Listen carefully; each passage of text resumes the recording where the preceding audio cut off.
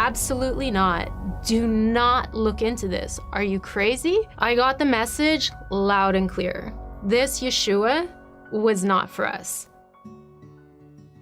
I grew up in a family that was, I would say, like conservadox. My mom grew up Orthodox, my dad grew up Reform, and they kind of switched places. My dad became more Orthodox, and my mom became less. We kept kosher, we did, place for milk, place for meat. It was always there, always present. We're Jewish. And I was very happy to be Jewish, and I never wanted to be anything else. I used to go to shul, and we'd sit there and we would pray along with everybody. And I'd keep up with the English because I didn't always understand the Hebrew. And a lot of the time I could feel God's presence there. I just felt like God is here.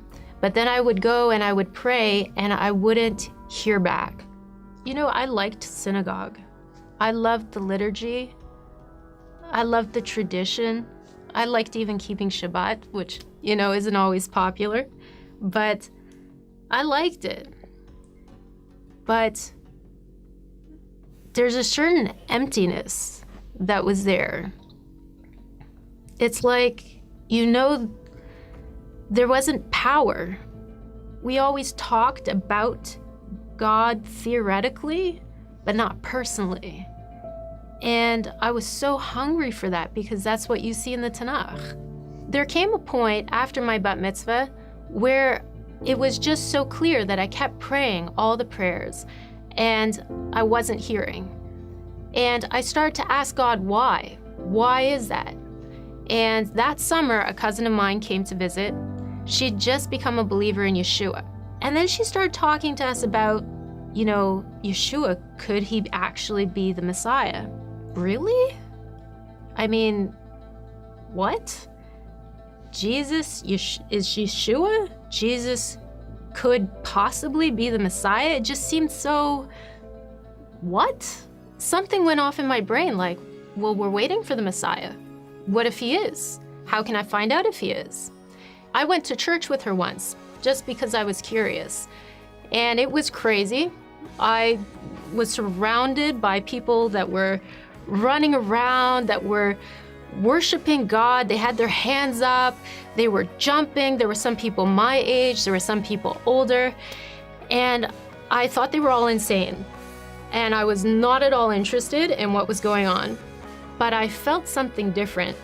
And then my dad found out where we had been. All hell broke loose. My dad freaked out and nearly kicked my cousin out of the house, and she was staying with us. He did not speak to us for 2 weeks. I talked with my sister and my brother because, we had all been together. What do you think? Could he be the Messiah? And my sister was horrified. It was like I just asked the most horrible thing ever, and I could feel this wall come up like, absolutely not. Do not look into this. Are you crazy? She said to me, go and look into our own religion. You don't even know enough yet to even think about this. So I started on a path to become Orthodox because I figured that was the way to know God. So I started to look into the prophecies. I wanted to find out, who is the Messiah? What is the Messiah supposed to do? What do people say about the Messiah? As I read, the one that stood out to me the most was a prophet like Moses, a prophet like Moshe, and that everything that he spoke, we would be responsible for doing. And I just kept thinking, who is a prophet like Moshe, who did miracles like that? Somebody on that level. And there'd never been anyone like that, really, except for Yeshua. So my sister went away for a year to kind of find herself. And when she got back, I knew that something had changed inside of her. I noticed such a difference in my sister. And when you grow up with somebody, you can really tell when they're faking it or when they're not. And I could see that something so significant happened in her life. She had a deep anchor, and I needed it. She ended up becoming a believer in Yeshua.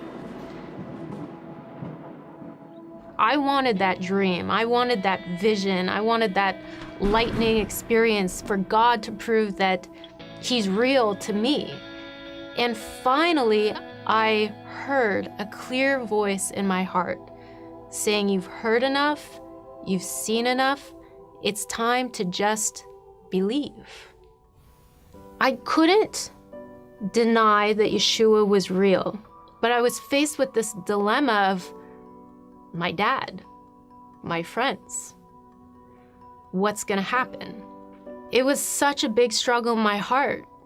You know, do you go with the truth or do you go with what's comfortable? But you know, at the end, I couldn't say no. I knew He was real. I knew He was true. And it was like, okay, I'm doing it. It's happening. My dad was like Mount Vesuvius erupting. He was so hurt. You know, he took it very personally. Like, why are you betraying me? What did I do wrong? Your grandparents would be rolling over in their graves if they could hear this. You know, it would have been better if I was a drug addict than believe in Yeshua. Anything except Yeshua. Whatever the cost was, I figured it's worth it. I love my family more than anything, and I want them to accept me. But sometimes when you say or you choose a side, you have to choose it and you stand on it. I mean, to have a close relationship with God, the truth is worth it. Life with Yeshua would be worth it.